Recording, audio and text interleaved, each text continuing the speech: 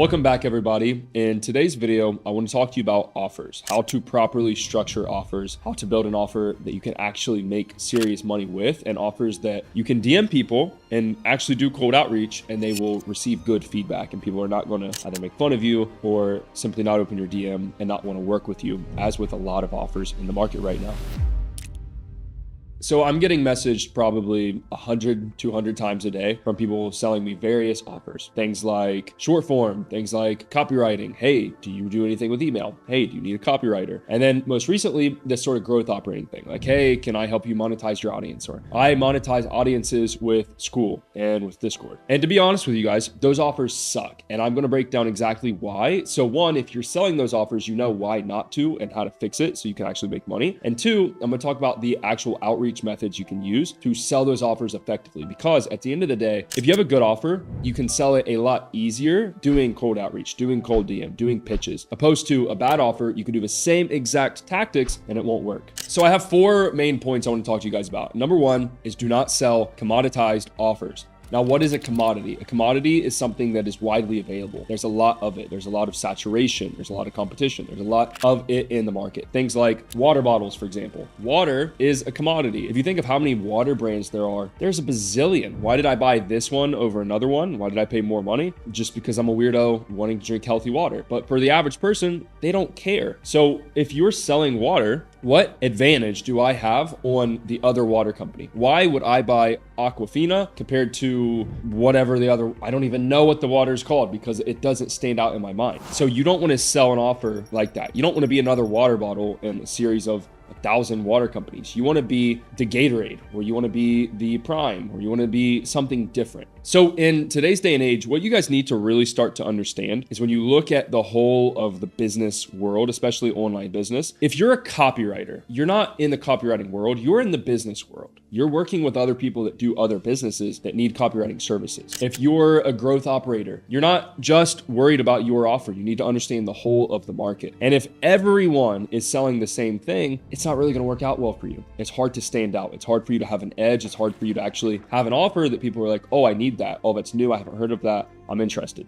And the biggest reason that an offer becomes a commodity is low barrier to entry. So if something is easy to do, like appointment setting, I've taught appointment setting for 4 years at this point. It's very easy to do. It's the easiest way to make money online. So it attracts the worst quality of people. You get thousands of DMs from appointment setters in the market now because of my YouTube videos, because of this being an offer, because it being so low barrier to entry. It's hard for you to stand out as an appointment setter. Why am I going to hire this appointment setter versus the 1,000 of other appointment setters that are in my DMs? Maybe the quality of the outreach message, but like still, that's not a game you want to play. You want to play a game where it's just the offer that's getting you over the line. So to my note, one, don't sell commoditized offers, but more importantly than that, don't do things that everyone else is doing. Like when people zig, you should zag. Now, it is a good rule of thumb if you're looking at a market that's like saturated. The best analogy is, do you want to fish in a lake where there's a lot of people fishing? Or do you want to fish in a lake where no one's fishing? Because a lot of you will probably answer this wrong. You'll be like, oh, the one where no one's fishing. Well, there's a reason no one's fishing in that lake. Maybe it just doesn't work. Maybe there are no fish in that lake. So you want to find the best of both worlds. When you think of your offer, you want to go sell an offer. Yeah, there are other people doing, but there's not too many doing. There has to still be supply, aka customers, clients, people you can work with, but there also has to be a demand for the offer you're trying to sell.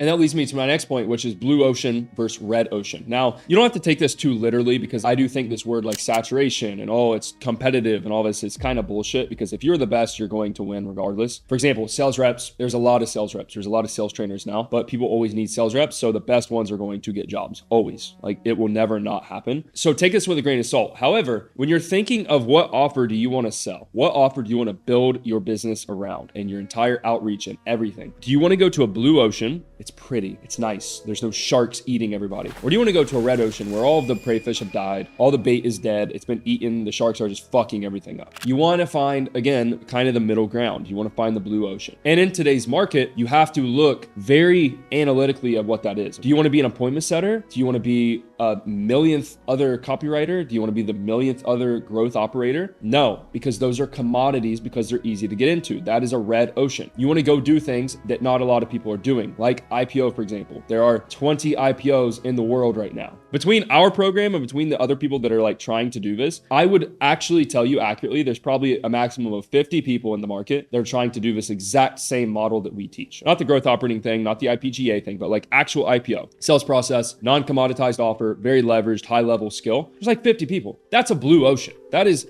as blue of an ocean as you get, because there are probably thousands of coaches, info product companies that need IPOs. They need people to do this for them. And there's only 50 IPOs to fill the demand. So that's the offer structure market that you want to find. So don't do copywriting. Don't do growth operating. Don't do the millionth agency. Do something different that not a lot of other people are doing so that you actually have a competitive advantage. Now that you know how to do sort of like market offer research and understand the whole picture of the market, not just I do this, but look at the whole thing, you need to very much so sell an ROI driven offer. That's the problem with like short form and content. That's why they can't make a lot of money, is because they're not creating ROI. Oh, I'll post 25 clips for you for a month. Okay, cool. How much? Oh, $3,000. No, it doesn't equate. It doesn't make me extra money. Like I'm going to give you $3,000 for clips, but I'm not thinking that's going to make more money. Like, why am I going to do that? So you need to sell an ROI driven offer. That's why media buyers, they are a commodity because there's a lot of them now, but like a media buyer is a pretty ROI driven offer. A media buying agency, that was a pretty ROI driven offer. But now that has become a bit muddled up. It's kind of a red ocean because there are so many people. So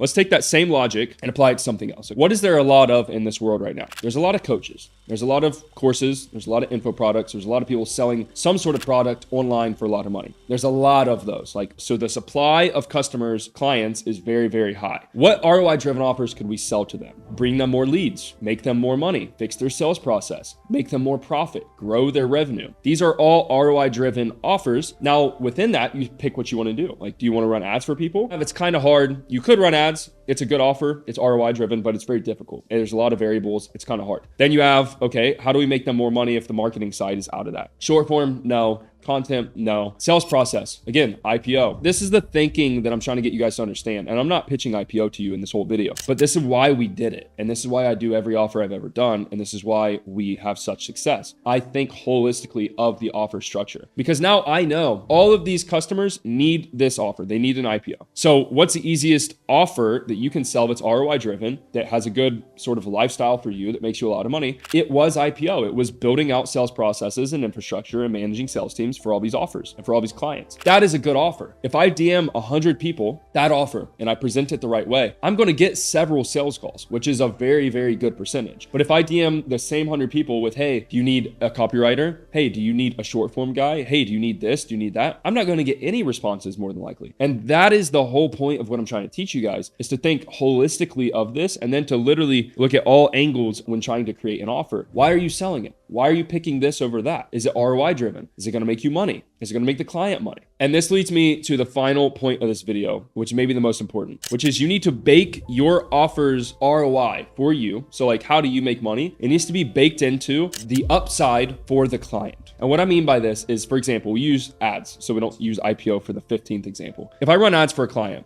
and I make them $1 million, I don't want to charge a retainer. I want to bake in my profit into the upside that I generated. I want 10% of that, 20% of that. I want 100 grand, 200 grand for making you $1 million.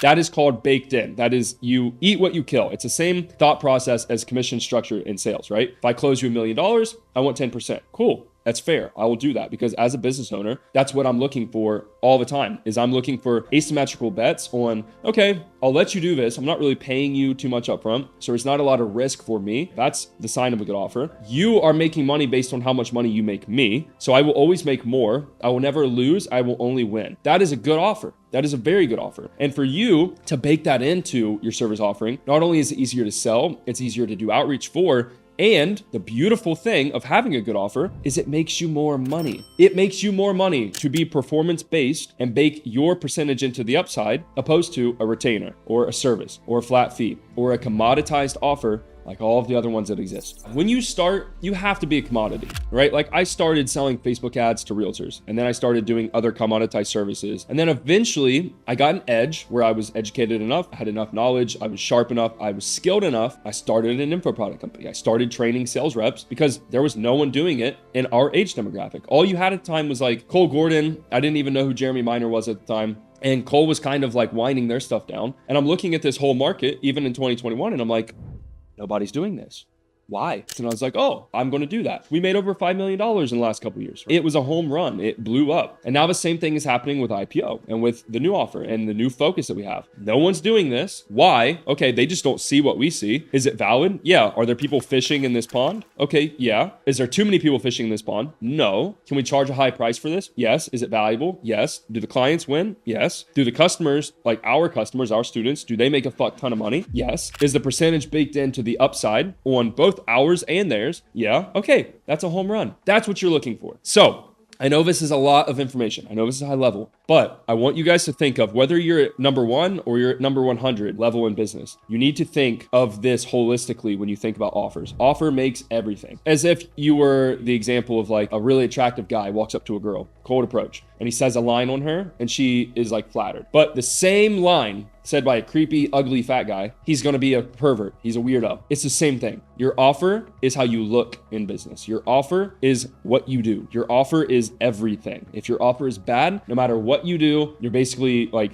trying to paint a turd gold. It just doesn't work, okay? So perfect your offer, understand what I said in this video, and I guarantee you guys, if you implement this, it will make you more money. Whether you're an IPO, whether you do something else, it doesn't matter. This is the biggest thing that I learned in business that really started to change everything for us. So I hope you guys enjoy. Please let me know your thoughts, and I'll see you in the next video.